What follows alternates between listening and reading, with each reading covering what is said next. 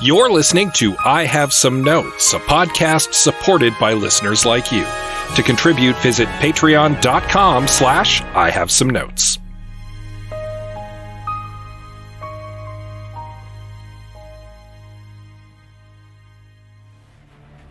Greg, we want to do an episode about a recent documentary that looks at gender disparity in Hollywood. Oh, totally. Important issue. You got it. Show is yours. Damn it. That didn't take any convincing at all. Disappointing. I really wanted to crush his soul a bit. Well, I guess we could brainstorm a list of other ways to crush his soul and give them to Erin. Ooh, I love that idea. No notes.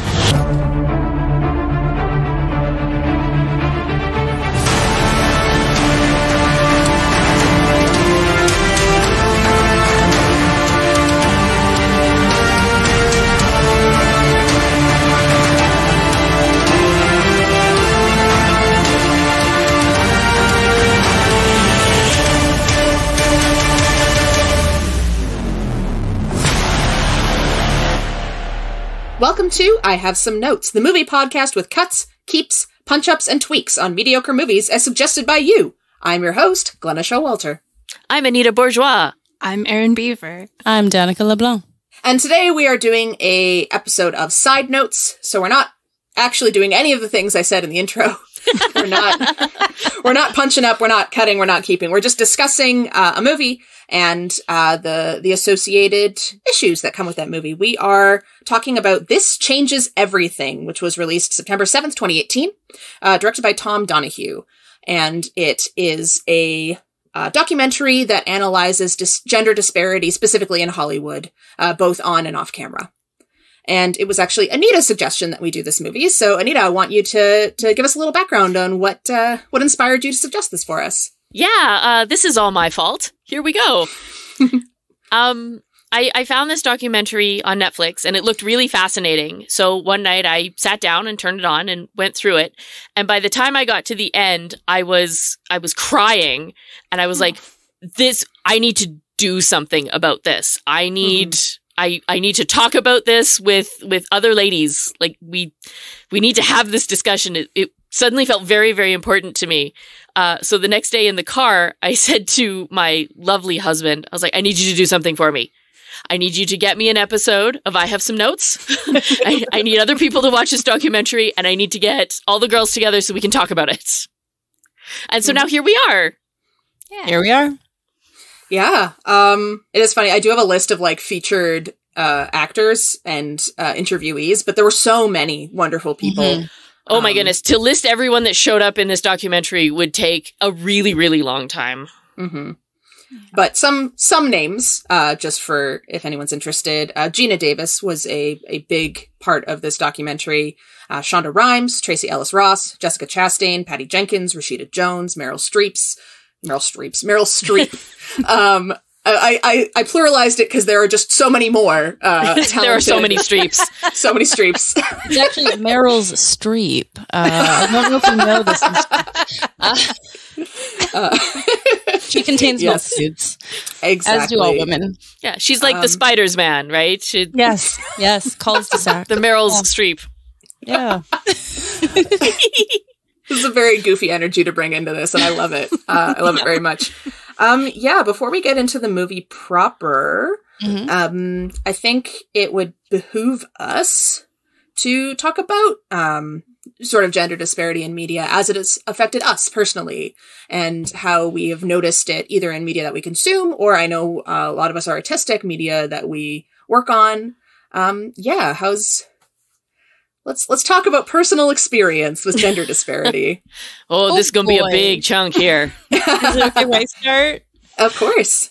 Okay, so for those who don't know, I own a comic shop in Edmonton, Alberta, and award-winning comic shop.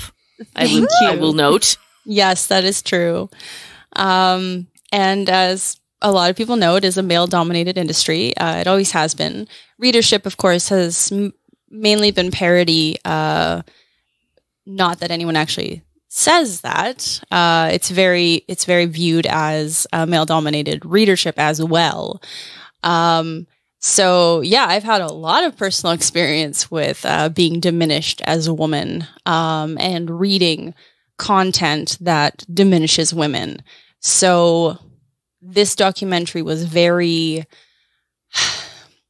I mean, it was information I already knew, in a very good package, of course. You know, it's everyone should watch this nevertheless, but I saw a lot of through lines from how women directors were treated. You know, there's a huge through line to women comic store owners, and so we'll go more into that. But on the whole, absolutely, it's an uphill battle. Even though we've always been here, there are pictures from, the 40s, the early days of comics, of little girls reading comics, and we've always been here. Oh, yeah. You could probably draw a direct parallel between the comics industry and the movie industry. The same time, right? 40s, 50s, 60s. Yeah. Exactly Absolutely. the same. Especially now that the last 10 to 20 years, the pop culture comics, I don't know, pop culture has exploded with comic stuff. And so now it's more mainstream. And so there's a lot of mixing, really, because now there's sexism available for everybody. It's just so much fun. We could probably do an entire documentary about superhero comic book movies, and that could fill another 90 minutes. Easily. Yeah. I actually had to look up when this was released, because they did, just to foreshadow a bit, they did end with the first Wonder Woman movie, which was monumental for me in a lot of ways. But it made sense in that point in time. Obviously, 4 or 5 years on, it's very different. I think it would be a very different movie. A lot of things would, the more things change, the more they stay the same. There's that saying for a reason. A lot of that would be the same. It has not changed in 5 years. It has not changed in 50 years. But I liked that they ended with it, because at that time in 2018, 2019, that was an uplifting moment. That was a hopeful, maybe things are going to change, at least for superhero movies. It didn't really, but we can keep hoping. It's a start. Yes. Yeah. Right? And you have to start somewhere, and it's better than nothing. It's not as good as it could be. Right? But you have to take it by inches, because that's all that's all the men are going to give you, some of them, yeah. I guess it had to be someone to start that the man haters club phase. So it's going to be me, whatever. It's fine. If we get weird comments on this post, then I'm okay with that. It's fine. They know where to find me. Seriously, I have a brick and mortar. You can come talk to me. I do not care about your BS. It's true. Danica is the best person I know for handing back the BS that gets doled out. You're my hero. We have to be strong, because we come up to so much of that. It's not just comics. It's not just movies. It's not just video games. But it's women have to be stronger, because they're put up against so much. Yeah, there's a whole wall of unfair out there. Yeah, like, we're never going to be able to fail up. What's that like? I don't know. I've had to work hard for everything I've gotten. Nothing is an accident. Nothing is a oopsie daisy. I guess I have a sexual harassment claim, but you know what? I'm the CEO now, so it's fine. Can you imagine? Oh my God. I know. Equal rights for women, right? Sexual harassment claims. No, I'm kidding. Sexual harassment for all. Hooray! Oh, no. Not for all. That solves nothing. Let's not do that. No. Yeah. It's funny that you bring that up, Danica, because I work in the video game industry, and we have a very similar kind of disparity. I remember when my company was really excited when they hired enough women to have 25% women working at the company, which is like, yay. we're still, you know, vastly underrepresented in the industry. I was very struck by, I think it was Alan Alda who said it in the documentary, that once a job becomes money making, then it becomes a man's job. Yep. And we're really seeing that in our pop culture, I think. Oh, 100%. Yeah, absolutely. It's verified. That entire segment about women directors in the, you know, the teens and the 20s was mind blowing. Mm-hmm. I have a note basically commenting on how, so when talkies started, they took opportunities away from women. And then, of course, my cynical side is, well, men didn't want to hear them speak. You don't want to hear an uppity woman, don't you?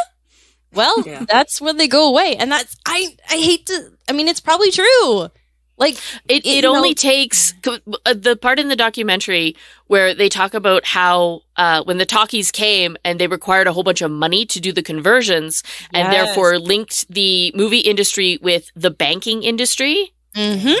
It only takes one man in a position of power to say that he doesn't want some uppity woman speaking in his movies, and suddenly there's this domino effect that affects the entire culture of our planet. So there is a straight parallel between the movie studios moving to sound stages, literally putting up walls, and the comics industry creating the direct market in the 70s, literally putting up walls. Because before, comics were in drugstores, comics were everywhere. They were on newsstands. They were open source, if you will. Right. But the moment we started building comic stores, and I say this, I have one, so it's a good thing, you know, the comic store is really good, but in that specific instance, we built walls. And we created buildings for comics, and suddenly you had to pass a test if you were going to come in. You had to have a penis if you were going to come in. You know, you couldn't just go to a newsstand and get, you know, your newspaper and, you know, a Superman comic. It was suddenly you were a specific destination. You were a boutique store. Yeah, and that's it's good. It works for a lot of industries, and it works now because we're fighting against it. But yeah, like it just felt like men were creating their own clubhouses, so of sound stages, and basically saying, well, no, we don't want women directors. You're just so, I don't know, moody or whatever. And now we're not going to give you money. And they still don't do that. They still, women-led films are still underfunded vastly. So that has never changed. And actually women-led businesses, like, you have to have special loans for like women, because they just don't give money freely at banks. Anyway, banks are, again, another whole episode, which is not this podcast. It's fine. I have many notes about banks. I am not going to do that. Oh, we could tangent like you don't know. I know. But that would have blew my mind, because I was like, that's what comics did too. We shut it out. You know, we created buildings and we created walls. And that's what they did with the sound stages. That's what they did with comic stores. And men are generally, because I'm going to exaggerate here, so, you know, totally take me at my word, whatever. They generally want to create their own spaces and say, no, you don't come in here. And then when we try, it's like that much harder to get into it. Erin or Anita, do you have I was waiting for Erin. I thought it was her turn. Yeah, sure. I mean, I don't, like, this affects, I just remember my mom even telling a story, even something like farming, which is, you know, traditionally the woman might be on the farm. She's taking care of the kids and, you know, getting supper and everything. But my mom went in for a part one time for, I can't remember what. And they wouldn't, the guy at the part store wouldn't even serve her. Like, there was a lineup of guys, and he just ignored her until one of our other neighbors was like, hey, like, I think she had to threaten someone to take them to the Human Rights Commission at one point. They wouldn't deal with her. Yeah. Like, and yeah, my dad, it was a partnership, right? Like they were, yeah, she was a stay-at-home mom, but she also helped run the farm and she had her money in it too. But yeah, it's kind of everything. It's kind of unescapable. I mean, certainly art, but yeah. Well, and that's the thing about art is it reflects the rest of life, right? Yeah. And that's why representation is so important. Because it it needs to reflect the parts of life that we don't get to see very often. There's a reason it's called arts and culture, because those two things are so closely related. So if all of your art comes from one source, from one perspective, then that affects your culture. Right? And that's just how people live. So to display only like, what is it? Like a third of your culture, a third of your population, when your actual population is so much more vast and so much more diverse, to only tell one corner of everyone's stories, it's erasure and it's wrong and it's harmful to everybody. Even that little corner that gets their stories told, right? Yeah, because a lot of people grow up not realizing that the other three corners exist, and yes, so exactly. They approach other cultures with fear instead of curiosity and wonderment. Yeah, natural human reaction is to fear the unknown. So if you erase part of your culture, then they're unknown, and then people are afraid, and then it just spirals into horrible, right? Yeah. It just keeps going. It's awful. In my day job, I work in an industry that is not oil and gas, but oil and gas adjacent, which is very male dominated. I deal with a lot of engineers. Ugh. And I'm not even, I can't even, I will just go into a horrible, impotent rage. It's terrible. And in my night job, I work in theater on occasion. That's actually how I know Glenna, is that we have worked in theater together. And I don't think theater is quite as bad as the movies, but it's still not great. Because if you look historically, most playwrights are male. And at least in our corner of the world, most of them are white. Yeah. So yes, I have worked with lady directors. Yes, I have had entire lady crews. But the deeper you go into it, the whiter and maler and older it gets. Yeah. And so these are the stories that we're portraying. Yeah. Right? Like if women aren't allowed to even present anything, well, how are we supposed to know? It's a never-ending cycle. And to tag on to that, I can't count the number of plays that I've worked on that were written in the mid-20th century by men about men. Right? And everyone wants to do the classic musicals. Yep. And they're like, oh, it's a little sexist, but that's okay. That was the time. And I'm like, you know what's not the time? Now. Correct. Yes. You know, there are so many creative people out there who have so many things to share. And I think part of the reason theater is maybe a little farther ahead than movies is because it is not as expensive. True. So you can, you know, and not as wide reaching. Yeah, that too. Theater is a very local thing. You have to be at the live performance to get the story. Otherwise, it's a film. Yeah. Film you can send everywhere. Yeah. Theater and stand-up, and it seems like more of a labor of love. Like you're doing it because you love it. You're not making millions of dollars. You love it, and it makes you get happy. to make millions of dollars if you can make it to the very, very, very top. Yeah. And you that's about it. On a few next. Yeah. The rest of us below that, we do it for passion. Like I said, I have a day job and the occasional night job. It is funny that you bring up stand-up. Oh boy. Speaking of things we could have an episode about. I've heard stories. Yeah. Yeah. So I'm curious, just what, because one of the parts of the film that really struck me was when Gina Davis started talking about kids media and what children were seeing. And I wanted to know what everyone's experience growing up was and their relationship with media and like seeing women, in those, or not seeing women in those programs. I always wondered why there was only one girl Smurf. Mm-hmm. Yeah. I'm old enough to know Smurfs. And I didn't have the experience or the language for it at the time. But why was there only one girl? It's tokenism. It's absolutely tokenism. And she is absolutely built around the male gaze. She's pretty. She's blonde. She was made by magic. Yeah, she's wearing heels. Right?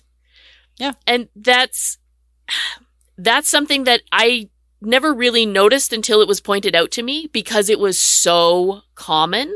Mm-hmm. The token girl. Yeah. Even nowadays in modern cartoons where everyone's like, oh no, it's better now. There's cartoons for girls.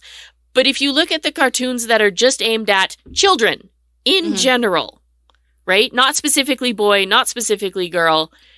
They're still very, very male-centric. Mm-hmm. Yeah. There's still the formula of a team with one girl. With just maybe one two girl. if they, There's some, I mean, I'm trying to think of it. Because there's some, like my daughter loves Peppa. Peppa's actually a really good example because there are lots of girls and boys in Peppa. Yeah. And it's pretty, it doesn't seem focused on, it feels like little boys could like Peppa. I'm not Sure, not my son likes Peppa Pig. Yeah. Both of my kids like Peppa Pig.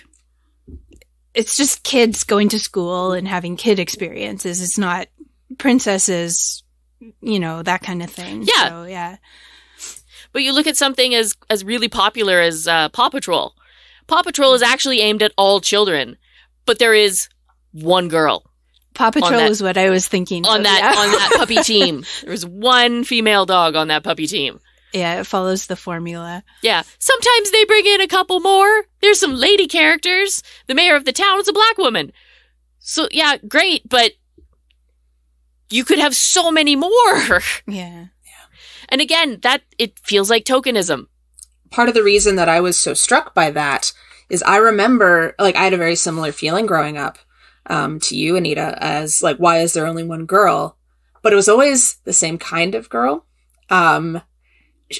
Especially in the types of cartoons I would watch is like, okay, there's the girl and she plays sports and she hangs out with the boys and she doesn't like dresses and she's really tough. And if there is a feminine girl who likes pink and shopping, she is mean and she is rejected. So I was taught not any louder. I was taught from such a young age that femininity was wrong and bad and mean. And I had to unlearn that as I grew up. And that's a hard one to unlearn when you've been learning it your entire life. Yeah. Yeah. So everything sucks. I'm sorry. Sorry, I just... There's this box of femininity that if you fit inside this teeny tiny box of what the male gaze thinks feminine is, and it's usually like on that day, in that minute, then you're okay. You're golden. Mm-hmm. But yeah, you're right, because there's the I'm not like other girls girl, which was also bad, because if you have two female characters, especially in youth media, they hate each other. And girls were raised, societally, raised to be competitive. Girls don't like each other. Girls fight all the time. You can't trust her. She's a bee, And this leads into like high school movies and all that. So you grow up being convinced that you should just hate all these other women, when really what it's doing is it's siloing all of us so we don't connect and understand each other and therefore be stronger as a community. Mm-hmm. Yep. So we're all learning this in like our 30s and 40s, decades later, going, wait a second, I like you and I respect you. we should do this together. We should try to topple the patriarchy together. Right? Well, and then it doesn't help that, yes, women are pitted against other women in this weird competition for something we don't want anyway. And then, on top of that, the men are sold catfights are sexy. Yeah. Because it's all for them. That. Yeah. It's not even our own agency. Like, I can't even hate you for my reasoning. I have to hate it for Chad's reasoning because he thinks we're hot if we're like in a Jell-O tub or something. Like, it's not even, we're not even allowed to have agency when we are directing our feelings at other women. Yeah. I don't like hating other women. Mm-mm. I don't either. I prefer to love my other women. Women are great. Women are great. This is like, this society kind of sucks for women. And the fact that we gang together, group together, you know, rally together in spite of that is amazing because men don't have to do that. Like, toxic masculinity is again, another subject. But generally, they're good with their groups, their gangs, their boys. You know, they're bro hoedowns or whatever. Women are all separated, and that is on purpose. It is so we don't talk to each other. We don't know what's going on. We don't know that we all feel like this because they want us to feel alone. They want us to feel separated. It's a power play, and it's society's power play. Yeah. Yeah, it is. And it's been going on for generations. Mm-hmm. And when something is that ingrained, it's really, really hard to break. So it's going to take us generations to get out of it. But God help me, I'm gonna try. I have a daughter. Yes. She is very young. And I'm going to do my best to teach her that she has a voice and that she has value. And it doesn't matter what any man ever thinks of her. I'm going to try. I'm snapping. It's really, thank you. But it's really, really hard when all of the media, like, even if it changed today, right? Even if it changed on a dime, there is still decades of past media available to us that is damaging. Well, and you can control what you bring into your house. Yes. But as soon as the kids go to day homes or or elementary school, you don't know what influence they have. Like, other kids might not be getting that, or you know, you can't, or they start watching, you know, their friends are watching a show that you were like, I'm not crazy about that, but you can be, like I try and be like liberal hippie mom at home, but when she gets out, I don't know. I can't, and I don't want to control her because that's weird too. But you know, you kind of have to walk that line of, like, I can't control what you're watching, but let's talk about this because, oh boy. Yeah, this is horrible and wrong. Yeah. I am a big fan of old movies. I really love old musicals, and it's hard to watch them sometimes. Because sometimes they're really bad. like, it's really bad. Whew. All right. Well, why don't we focus a little bit more on the documentary itself? I know we had a big preamble, sort of, you know, talking about our own experiences, which I think is important. I think it gives context. Honestly, they're going to be scattered all the way through as soon as we talk about something relevant to anything in anyone's life. Oh, absolutely. So, it's absolutely. All good.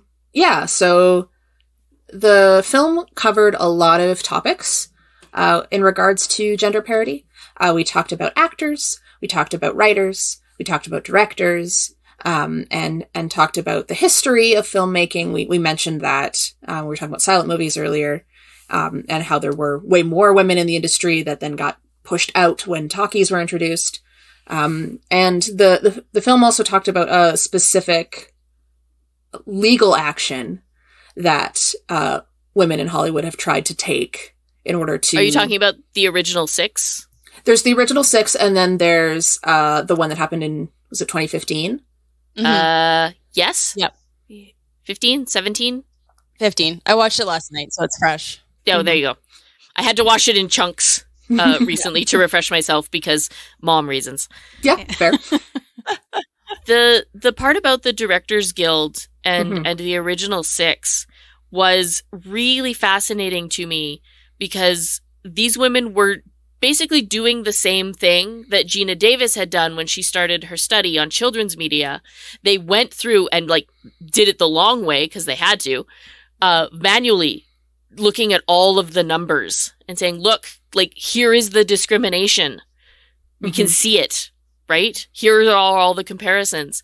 And they got a woman judge to judge it, and they were like, oh, sweet. So someone who will like probably be on our side, she'll understand what we're trying to do. And then to have that judge throw it out. And they talked about how much of a blow that was. And I can't help but wonder if that judge was being pressured from outside. Like, this is strictly my speculation. I don't know. But I can only imagine how hard it is for a woman to make judge. It's a really difficult thing to do in the legal profession. Yeah. And I can't help but wonder if there wasn't a higher authority being like, don't do this. Yeah. Like, this is the end of your career. Because sometimes it is just that blatant.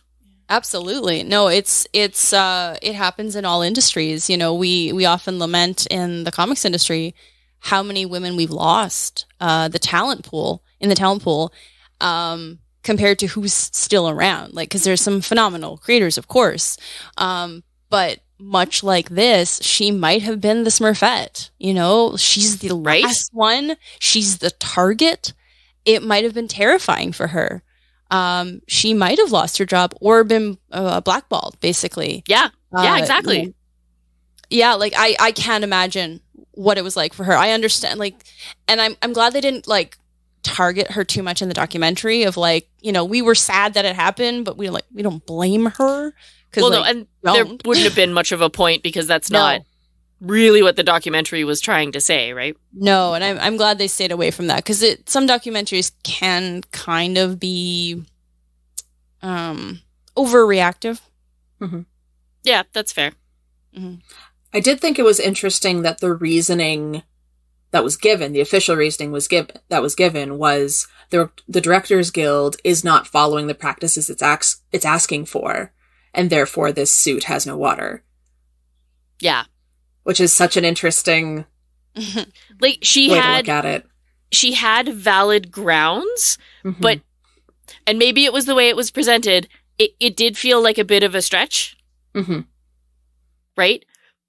Or it's entirely possible that she looked at it and saw the holes in it and this was her way of encouraging those women to be like, no, you need a stronger argument. Like, this needs to be watertight or it's all going to fall apart.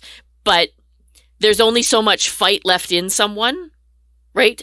They really did the best that they could do with what they had at the time. Court cases are exhausting and expensive, and they didn't have Google algorithms back in the day to help them get the exact numbers. So I thought that part was fascinating. It was really interesting, yeah. When she went to Google and they were analyzing all of these movies so rapidly to get the data for her, and I was like, this is amazing. That is what AI is for. Just saying. Yes! That was super cool! But that's a whole other episode. We're just making lists of episodes. Right? You guys have 6 episodes now to do. So many shortcuts. So many. No, I did think that was phenomenal. That segment where they start to talk about, well, this will change everything. It'll be fine from now on. Sexism is over because of Thelma and Louise, because of Mad Max Fury Road, because of Wonder Woman, and like, it never is. No, I wish it worked that way. I really do. It's just forward in the most painful and slow way. It's like watching the movie Hairspray and be like, well, we solved racism, everybody. Yes. We did it. Oh my gosh. We're so far away from where we need to be, but it's been like that our entire lives, and I don't think like our generation knows how to push it forward more. Because like I said before, it's taken generations to get this bad. We're not going to be able to turn it around all at once. You can't change people's minds that quickly. No. It'd be nice, but it would be. But it's going to be impossible. Everybody. Snap of the finger. I know, right? No. Gender parity for all. Snap. Technically, my company is gender parity. Technically, it is. I have one part-timer. She is a lady. So, yeah, it's cool. 90% of the store, though, is me and two guys. But, like, I treasure them. They're great. They're amazing at their jobs, and they're amazing humans. So, like... Sorry, Erin, you were going to say something? Oh, I was just wondering, it would be interesting to see something like what... Because I actually just went and checked out who I follow on YouTube. It would be interesting to have a follow-up to see, like, who's making money on YouTube? Who's making... Because there's a lot of money in that, too. Yep. I know I follow a ton of women, but I don't know. I don't know how it equals out, because you're a creator yourself. You're not always in a network. You're not... Yeah, I don't know. And that one is so different because the money comes after. Yeah. Yeah. Right? And the algorithm is so instrumental in determining who sees your stuff. Yeah. Sorry. Go ahead. Just in regards to YouTube, also, hello everyone, producer Liam here. I was thinking a lot about internet media while watching this as well. And I think the thing I found most profound was they were talking about how, by showing these stories from males' perspectives for all those years feeds back into the culture. We now have a self-regulating system where even though the internet should be the Wild West, where literally anyone with a microphone and a camera can create content, they are still regulated by the whims of men, by the way women are hassled off the internet. That's why Lindsay Ellis doesn't make movies anymore. So now the gatekeepers aren't producers and networks who can either step up or claim, whatever it is when you shrug your shoulders and go, whatever it might be. We've now built it into society where like regular people gatekeep. And so that, I want to, that's the thing that struck me the most, when I was thinking about the long-term effects of that was, it's not any better on the internet, even though there's literally no reason it shouldn't be, because anyone can use the internet. Well, entertainment on the internet is basically an offshoot of Hollywood. Right? So we're corrupt at the source. Yeah. I want to talk about FX. Oh, yes. Oh my God. Yes. I want to talk about that because that part was amazing. I was so down watching this because it's hard to watch something. It's hard to be presented with something that's been in plain sight the whole time and you don't always see. Like so much of this gender disparity was right in front of me and it had never been pointed out. So when that one journalist put together all those stats and put it out there, be like, look, FX, you're the worst. You are like all white men. And the guy at the top was like, we are? What? Oh no. And the fact that he did something about it was awesome. Yeah. And the part of it that stands out to me, was that the quality of their content suddenly increased. And inside my head, I was like, well, yeah, because no offense, but white men are a tapped market. Yeah. Right? You've got your cream of the crop that tell their amazing stories. Great. But if all you get is white men, then the quality of your content is going to disparage because you've tapped that market. Right? You've plucked out your geniuses and now what you're left with is mediocrity. But when you tap into a different market,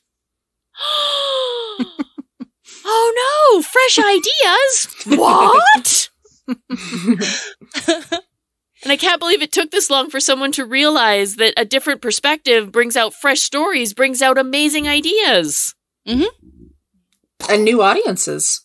Right? Yeah. Which from a very cynical point of view, is more money if we're gonna look at it that way. If we're gonna play their game, let's explain how wonderful it is to make money from people who've never given you their money before. I can't remember where it was in the film, but basically it was one of those tags, like women's successfully women-led films or women-centered films were considered a fluke. Yeah. And that even though it happened over and over and over again. Over and over.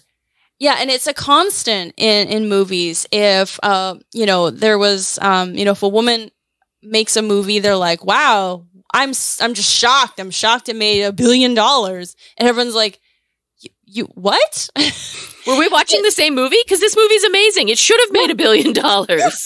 And then there were, of course, a couple stories from the directors. And I think one of the women actually, like, I think even there was like nominated for an Oscar or won an Oscar and then didn't work for like 10 years. Yeah. Right? Like, she won an Oscar. What are you doing, you idiots? Throw money at her.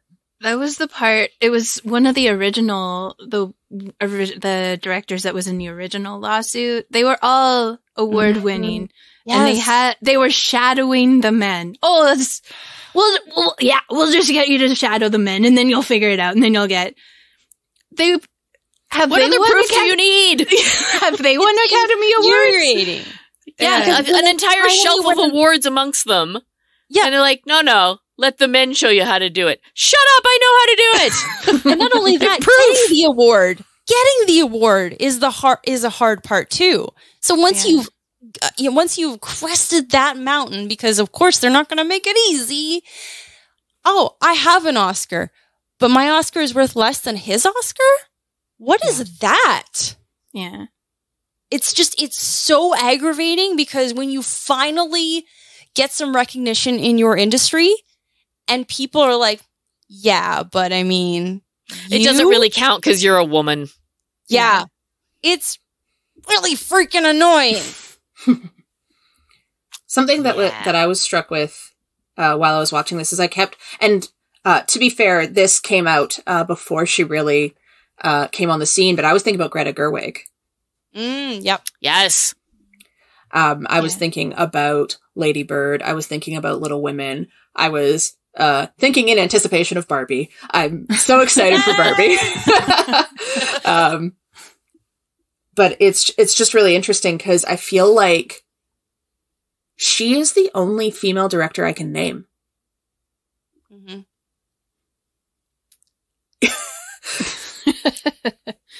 Like, I just drew a blank. That's right? good. That's good, right? That's like there were the women in this documentary that I now know the names of, but the only it's like, oh, think of a women director, Greta Gerwig. Yeah. Yeah. And, and then that's it. Yeah. Yeah. Well, again, if you don't let them come to the table. Oh, what about Sofia Coppola? Except what has she done lately though? Like I don't want to be like, what have you done for me lately kind of thing. Like I don't know. I have not seen things in a while, but that's who comes to mind for me. I think the last she did that movie with oh my god, I can't remember the name. This isn't helpful. The girl from Harry Potter. It was like a bunch of rich kids or something. They stole. And they were stole, thieves. right? Yeah. I did see that like 2 years ago, and I don't remember the name. Yeah, sorry, really I'm drawing good. a blank, but I guess Elizabeth Banks. I don't like that she's an example.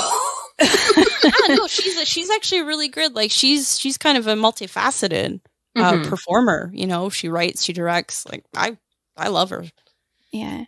They showed a picture of Ava DuVernay, but they didn't interview her. But I know I appreciate her because I've seen interviews with her. Like when she was, I never watched Queen Sugar, but she made sure that she tried to have director parity on her show. So a lot of the TV shows that she was doing had to have women directors or a certain amount of women directors. And I really appreciated that from her. She would know, she's a Black woman. She would know how hard it is more than anyone. So yeah. One thing that I thought was a missed opportunity is they didn't talk about trans women. Yeah. Lana and Lily Wachowski are right there. Yeah. Yeah. Yeah, This was out in was out, what, in 2018. 2000? When did the Wachowski sisters come out? Well, Lana came out in like early 2000s. Yeah, she? Lily might Okay. not have Yeah. yet. Okay. Yeah. And Lily was out when I was in university writing about The really? Matrix, because I remember looking up her stats and I was like, oh, that's new. But like looking at the type of clout they had before their transitions as directors and what has happened since for them in career, like you don't hear about them anymore. No, because trans women are even more discriminated against. Mm-hmm. Mm-hmm. And that's a whole nother separate podcast. Yeah, where absolutely. we could rant and rave for a little while. There's a really fascinating channel. I'm going to tangent for just a second about this. It's a fascinating channel on YouTube that I really, really love, run by a trans woman. It's called Philosophy Tube. Yes. I love her so, so, so much. And one of the ideas that she put forth in a recent episode I watched is the reason that trans women specifically are so hated against is because it is very threatening to a certain type of cis-het man to have that privilege and purposely walk away from it. Yeah. To purposely give it up because femininity is seen as less than, and to desire that over masculinity is just wrong somehow. Yeah. Yeah, it's everywhere, and it's horrible. Oh, it is. It's so deeply ingrained that even people who are trying to be aware of it and trying to be better, men and women, it still slips in, and you can't help it. And sometimes you don't see it. I had a story from my life now. I was playing Jackbox games with some friends. This was several years ago now. And one of the silly questions in the game was, what would you do if your invisible friend from your childhood showed up and they were a police officer and they followed you around forever? And it wasn't worded quite like that, but that was the basis of it. And the question was, would you kill them or not? And being the only woman in the room, I was like, yeah, I would.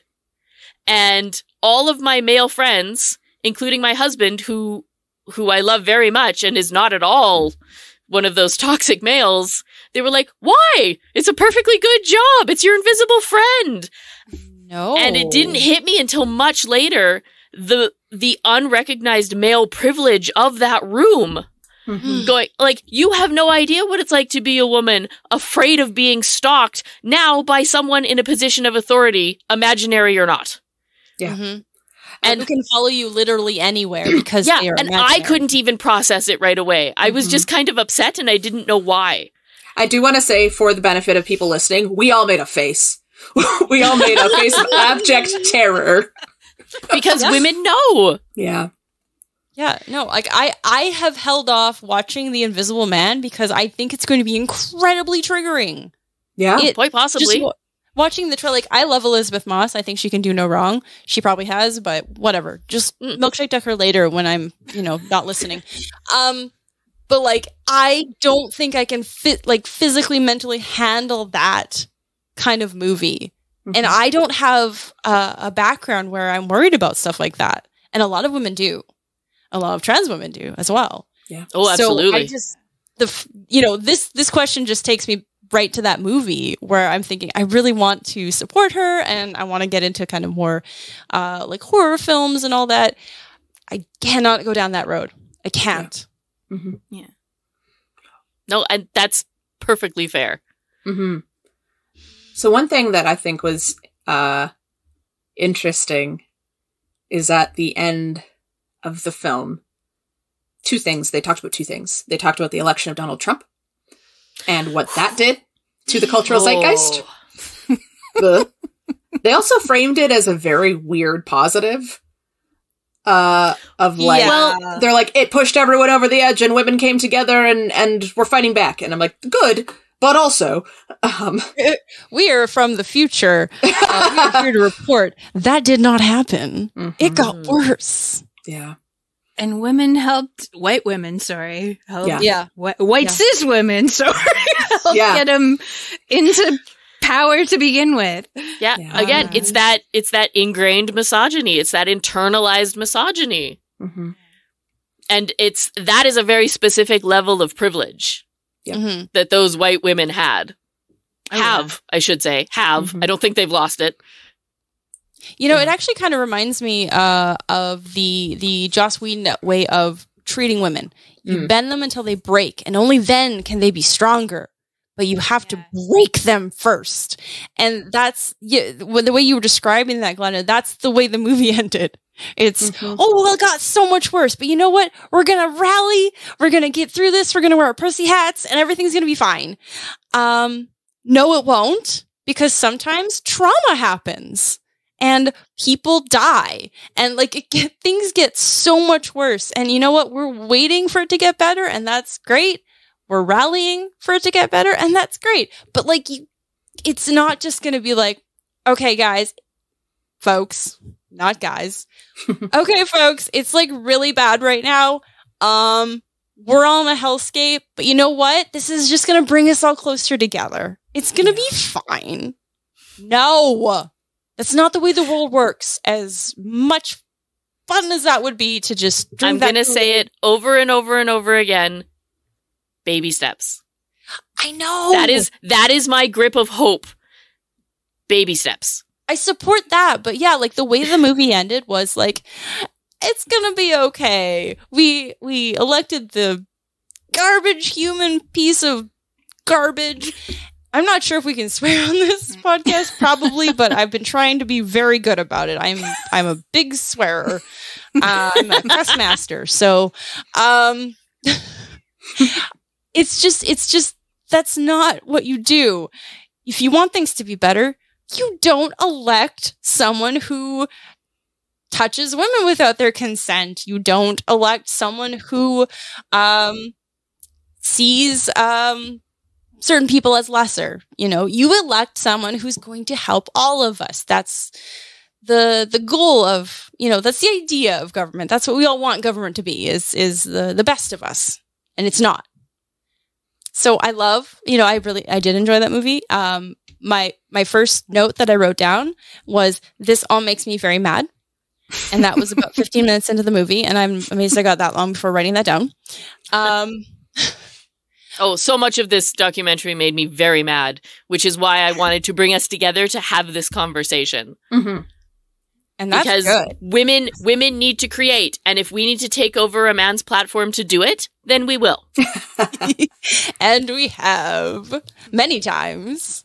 Definitely. And we will continue to do so. Anyway, sorry. I'm just kind of buzzing because for the listeners, Alberta just recently had their own election. So we're kind of vibrating off those horror vibes of things are really bad right now, kids. But you know what? It's looking up. It's going to be better. We're just going to rally and baby steps. Ground baby steps. You got to change from the ground up. We're very slowly going to wait for the previous generation of hate to die out. So that we can replace it with another generation that has more love to it. And then the generation behind that will have even more love to it. And the best I can do is teach my children not to hate. Yeah. Teach my children that my son and my daughter that women are fine. That they are not lower class citizens. I mean, they mentioned that, that it is important for men. It is important for our sons to know that being feminine is nice. It's good. It's good. It's fine. It's perfectly fine. Yeah.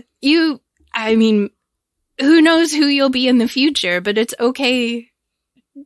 It's okay to have feminine aspects, or it doesn't make you less manly. It's killing it is killing men. It's killing, it's poison. Oh, this is a conversation I've had with people many, many times over, that toxic masculinity is toxic to everyone. Yeah. Yes. And feminism, it hurts men just as much as it hurts women. It hurts everybody. Yeah, absolutely. I don't care what your genitals look like. It's bad for you. Yeah. No, it's not a math equation. If you put on nail polish, you don't have to subtract man points. No. That's not how that works. Oh, I would have subtracted so many man points.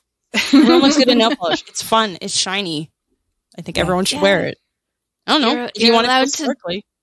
You're allowed to like colors of whatever. Any color you want. And you're allowed to like rainbows. My gosh. Sure, why not? People in there being terrified of rainbows. Like, deal with it. Look in the sky after it's rained. It's gorgeous. It's you know, whether you think it's God or weather, that's fine. But it's actually science. It's science, yeah. Weather. Yeah. But yes, God or science, it's still beautiful. And no one owns it, you know? Like, it's just there. It represents something, but also just enjoy it. Let people enjoy things. I think we should talk a little bit about the Bechdel test. Yeah. Yes. Absolutely. Because there was that whole lovely bit about that one theater art house who created like a Bechdel test approved stamp for their movie posters. And I thought that was awesome. Like, and I know the Bechdel test isn't perfect. It's this little thing that came from a comic strip, and it wasn't thought up by like a researcher or anything, but it's a perfectly valid test. Yeah. And so many movies fail such a simple little test. Yeah. Yeah, I think the fact that it is that easy to fail is actually more questionable, you know, than if it was sad. You know, this is an 18-point quiz that you need to pass to be a feminist. No, it's actually really easy to pass. And have two named female characters in your movie. Yes. Have them talk to each other about something that isn't a man. Yep. And if they talk about nail polish, you've passed. American Hustle. That's what I said. Yeah. Pinnacle of feminism, American Hustle. Oh, yeah. Like I said, they even pointed out in the movie, it's not a perfect test. But so many movies fail it. Like, yeah. It's the bare minimum. Some of my favorite moments are discovering which movies pass and how. Because it's hilarious. Yeah, sometimes it's wild. It's pathetic. It is. It's pathetic that we have to do this to not only pass this very simple thing. It's like, wake up in the morning, start breathing. Okay, you're a human. Good job. But some of us don't wake up. And I don't understand why you can't wake up. It's not hard. Yeah. Have women talk to each other. There's another test that has surfaced. What is the first name? Is it Miyako? From Pacific Rim. I forgot about that. Yeah. I don't know this one. Tell me. Her last name is Mori. And they were like, hey, everyone talks about the Bechdel test, and I think that's really important, but also I think Pacific Rim does something really interesting with this one character, and it's named for her, and I know her last name is Mori, and I can't remember her first name. About like having her own journey of self-actualization independent from the men in her life, which I thought was interesting, because it's a different way of, like, ideally, you have both of them, in my opinion. I would like lots of named female characters, and for them to have self-actualization journeys that are independent of the men in their life. Like, I feel like it shouldn't be one or the other. Yes. But yeah, it was a film reviewer for Pacific Rim, wrote, about this as another tool to analyze feminism in movies. Oh, that's interesting. Yeah. I hadn't heard of that. And see, this is what happens when you change your perspective and allow another one to be presented. Fascinating new stories can be told. Yeah. And we all grow as humans. Which is shockingly hard for a lot of people. They're very set in their ways. Thank you, Liam. I'm happy to keep talking about this film, but I get the sense that we're kind of wrapping up here. Is that fair? Yeah. Sort of? We've talked about lots and lots of things. So. We have talked about lots and lots of things. I think it would be nice to talk about positive experiences that we've had with representation of women in film and media. To end things on an up note. I think that's fair. Because I think, at least in my own experience, there's been a lot, especially in the last 5 years after this movie was made, of female-fronted stories that we've seen that have made big money, that have made mainstream, caught mainstream attention. Yes. And some of them have impacted me deeply as a viewer. And I would love to hear your experiences. Okay, it's a little hokey, but I'm okay because I work in comics, and sometimes comics just have to be comics. Them ending the movie with Wonder Woman, and her walk into no man's land. I remember watching that, and my heart lifted because that was not the first time I've seen like a woman of power just, say, "You can't stop me. I'm going to go through this. I've got bulletproof wristicuffs. It's fine." But seeing that moment, and then after the fact, realizing that Patty had to fight to keep that scene in the movie made it that much more meaningful to me. Because I was in the theater and I was like, oh, wait, this is what men felt for the last 30, 40, 60, 80. Oh my God. Is that what it feels like? This is amazing. Is that what it feels like to be a hero? Because like, we in the last, 5-10 years, we've gotten our hero moments that we've connected with. We've gotten our Star Wars moments. Cause honestly, like the first Star Wars again, for me, everyone's complaining like, oh, it's like the same plot as the first Star Wars. And I was like, this is perfect for me because this is like, I can treat it like my first Star Wars with a lady. And I can be like, oh, I understand Star Wars now. I get it. Like, I don't want to be like, ditzy girlfriend from a sitcom. Like, I don't understand Star Wars. But like, if I got what they felt in the theater in the 70s, I understood. I was talked to like men have been talked to in the theater for decades. That Wonder Woman, Star Wars, Ghostbusters 2016, which we have an episode on. That moment where Kay McKinnon is basically just bamfing it up and just like shooting ghosts in slow motion. And everyone is just like, she is so hot and she is so strong. And I want to sleep with her and I want to be her and I want to, what is happening to my loins right now? Like, but I'm so powerful. It's moments like that you have that moment where you can experience it, and then you're kind of in the theater, and you go outside your body for a second. And you're like, wait a second, men have had this forever. Where has this been for me? What? Why don't I get this all the time? See, this is an amazing baby steps. You're finally getting movies that make you feel like you want to feel. I was a Ghostbuster for Halloween that year. That was super rad. I felt great. And Ghostbusters was super rad. It was super rad. But right? I get to live the dream like an 8-year-old boy in the early 90s had, I guess. Like, that's the goal. You get to grow up and be a woman and then finally ascend to what an 8-year-old boy gets, movies for. It's so weird. But I'm so jazzed about it. And I want more of that feeling, even though, yes, I'm cynical like 99% of the time, but those 1% of the time that I can be like, I am in this moment authentically, and you are just feeding me this message. I'm good with that. I will take it because we don't get that. I don't get to feel like a superhero. I work in a comic store and I don't get to feel like a superhero. I feel like just a freaking moron most of the days because I'm just like, I don't know how to do my job. I've been doing it for 8 years, by the way. Disagree. I think you know how to do your job very well. It's very easy to forget that you know how to do your job when you go online and talk to the men online because there's no filter there. Men online. I don't think online men should count. Oh, I know.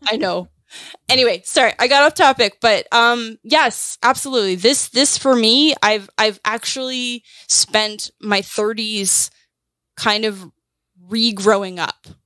I know what it's like to be a hero because I've had that experience in the theater of a movie going, I see you. You are flippin' awesome and you can kick ass and you're amazing. I want to take a quick moment. Even though it was a movie directed by a male, it was presented from a female point of view, and I don't feel like the women were misrepresented. I want to talk about Everything Everywhere All at Once. Yes. Yes. Okay. Here's the weird dichotomy of what happened that year for me in movies. 2 movies came out that really impacted me. One of them was RRR. And if you haven't seen it, it is worth every minute of those 3 hours.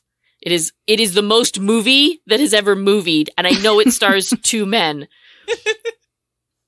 But I begin with this to tell you, this is the most movie that has ever movied. This movie does nothing to an 11, and it has everything in it that I've ever loved about movies ever. That being said, Everything Everywhere All at Once changed my life. It changed how I look at things. The mother-daughter relationship in that movie is so wonderful. The arc that they go through to find each other is astounding. And even Michelle Yeoh by herself, her character arc, the self-discovery that she goes through about how amazing she could be, how powerful this one woman could be, that she holds over arguably the most powerful being in all of the universes, because she is actually a loving mother, even though she's learning how to show it. I have no words anymore. It was so amazing. That's one that made me cry. Oh, I ugly cried in the theater on that one. What a stupid phrase. I ugly cry at lots of things now. But anyway, I authentically cried. Authentically cried. I like that. That's a better way of thinking about it. I think more people should do that in theaters. It's dark in there. No one cares about what you're doing. Mm-hmm. Honestly, I used to be shy about crying in movies. I'm not anymore. I don't know, somewhere in my life, a switch flipped and I was like, you know what? I don't care. I have feelings. I'm going to feel these feelings. I'm going to feel these feelings out loud and I'm going to need Kleenex to do it. Darn right. I do don't care. I do like when that switch flipped of, oh, no one cares about your stuff because they're caring about their stuff. They're not paying attention to me. And if they do, it's their problem. It's their problem. Like, if I'm crying in the theater and you're like, wow. Oh, that sounds like a you problem, doesn't it? Yes. And I'm like, you know what? I authentically cried. And you're going to go home and you're going to authentically cry when you realize how heartbroken you are at this feeling. So I'm going to have my emotions here and probably at home too. But you're going to have your emotions privately because you've been trained. Women should hide their emotions. Mm-hmm. And you know what? We're not going to do it because we're angry. No, swallowing your emotions give you cancer. That shit's bad for you. Yeah. And let it out. Yeah, exactly. Erin? I was trying to think of, weirdly, it's not new. I've been thinking a lot about Golden Girls because I was kind of raised with it. Like, it's, you know, I had 2 channels. We were on the farm. So you got home from school and you watched Golden Girls. We were talking about that show just the other day. Yeah, it sticks with me because I think it feels important in 2023 to have a show about people taking care of each other. I was laughing with some other friends about how I want to start like a type of collectivism based on Golden Girls. But it's just like, yeah, it was at that time they always talked about, oh, it's older women. You don't see that. And they all live together and they sleep around and whatever. But like they shared everything and they took care of each other. And that, I think about that a lot lately. And it kind of gives me hope that, you know, I mean, that was back in the day. It's what, a 40-year-old show now practically, but yeah, I think there's still a good message there. And that, yeah, that's weirdly giving me some hope. Honestly, Golden Girls was ahead of its time. Yeah. And even though it was appreciated in its time, right? Like it would still hold up, I think, today. Yeah. I haven't seen it in a long time, so it's probably not perfect. There's probably a lot of definitely stuff not there perfect. that are like, oh Lord. But, you know, like the message itself is something maybe we should think about more. Well, I think it was a big thing in the last couple of years that Gen Z was really getting into Golden Girls. Yeah, I think that's a whole thing. So it's like, obviously there's still lessons to learn from there and things that can parallel to today's world. You know, there's a lot of bad stuff that just hasn't changed in 40 years. We found oh, sorry. Oh, no worries. I was just going to be like, which there should. Yeah. There was I found, just as a joke, we were going through board books in the library and I found a Golden Girls board book, and brought it home. It's for me. My daughter doesn't care about Golden Girls, but I was so happy. I love that. Awesome. You heard my gasp of delight. Oh, yeah. It's out there. The EPL has it. Awesome. Yeah. For me, it's really been in cartoons lately. For like that Y7, Y13 age. I'm thinking of like there's lots of really great ones, but I'm thinking specifically of She-Ra. The She-Ra remake. The Princesses of Power. Yes. And the Owl House are two. Now, to be fair, She-Ra's showrunner hadn't transitioned yet, but he is a trans man.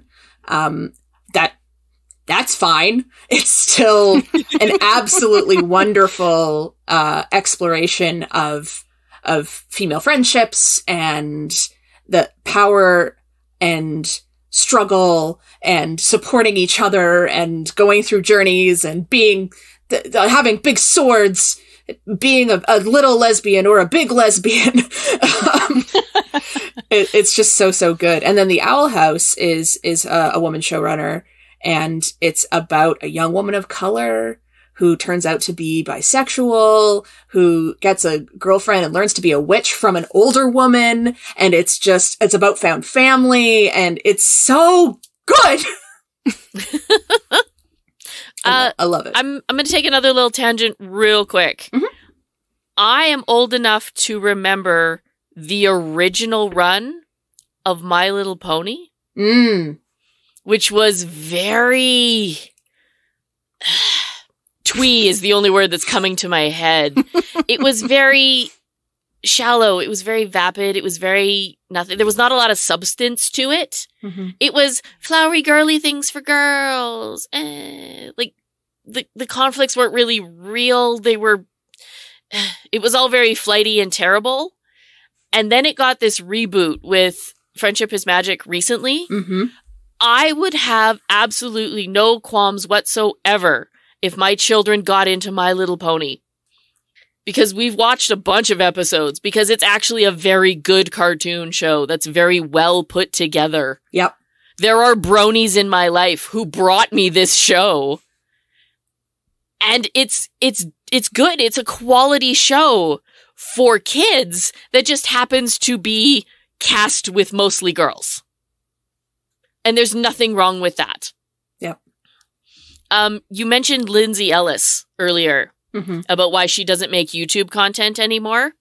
For the record, she is on Nebula still making content if you want more Lindsay Ellis in your life. She does a fascinating episode that I really appreciated. An apology to Stephenie Meyer because of all the Twilight hate. And she's not specifically saying that Twilight is good. Personally, I don't think Twilight is good. I don't appreciate the romanticizing of something that is very clearly an unhealthy relationship. Mm-hmm. But the point of her video essay is that we have not done right by girls. Girls are allowed to love Twilight. That's okay. The reason, and she's positing that the reason Twilight got so much hate is because girls liked it. Yeah. Right? So therefore, this is obviously garbage. Well, no. A very good friend of mine gave me a philosophy, not specifically, it's his philosophy that I've adopted because I agree with it. If somebody likes something, then that thing has value.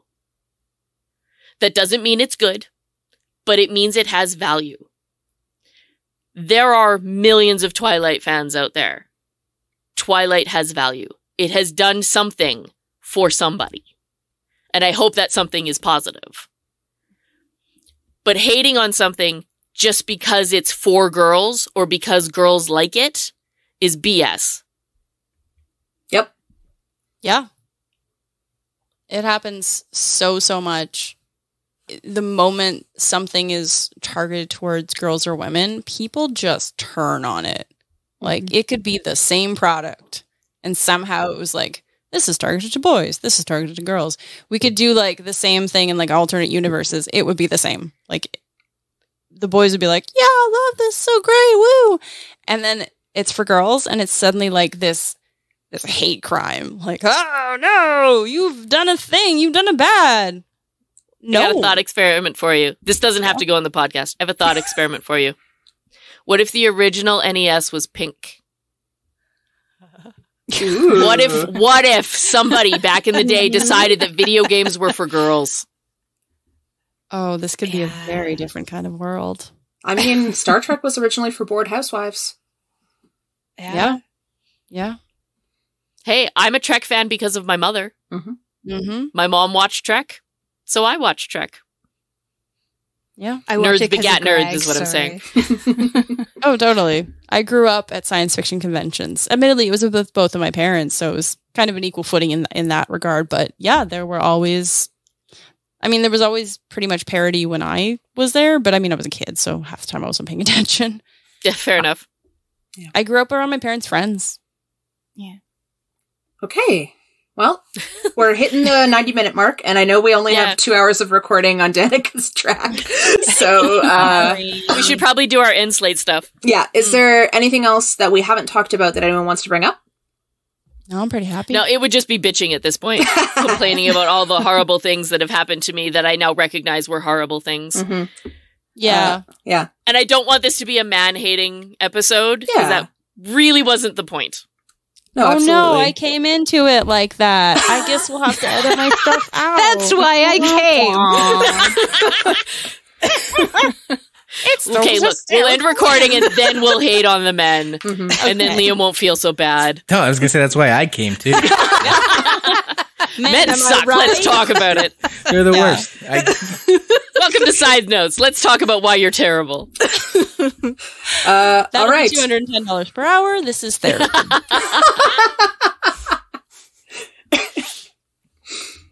Thank you, everyone, so much for listening. Thank you, everyone, for joining us. Thank you to the I Have Some Notes cast for conceding their platform for us to talk about gender parity in media. I think that's great. I Have Some Notes. You can follow the podcast on Facebook. Facebook. Oh, I love Fastbach. Oh my god. You can follow I Have Some Notes on Facebook.com/I Have Some Notes, at I Have Some Notes on Twitter, at I Have Some Notes Pod on Instagram. Subscribe, rate and review on Apple and Google or your favorite podcast app. You can also head over to patreon.com/I Have Some Notes right now if you'd like to throw this podcast some of your monthly financial support. We really appreciate all of the patrons that help us do this. Thank you very much. Next episode will drill deep into The Core. I've seen The Core. It's a terrible movie. Awesome. All right. Thank you, everyone, so much. Thank you. Thank you.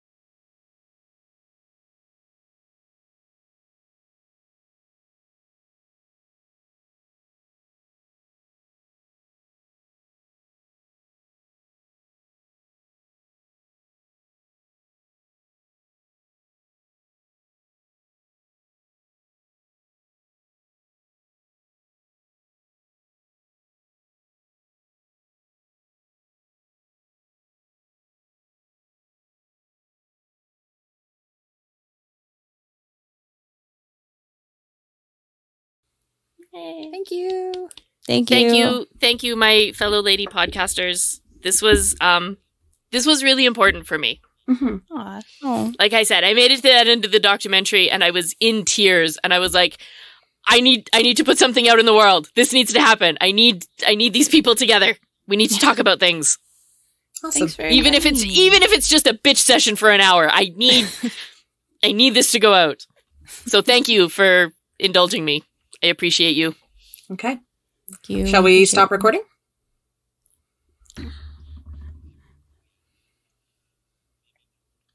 I'm there. So that's a good idea. Erin's just like, nope. No, that's always a good idea. I can see Greg behind you. Go throw something at him. Greg. Oh, yeah. We're done recording. You're But needed. I'm not touching anything because I'm going to break it. Right, I'm going to make Thanks, stopping. Liam. Thank you.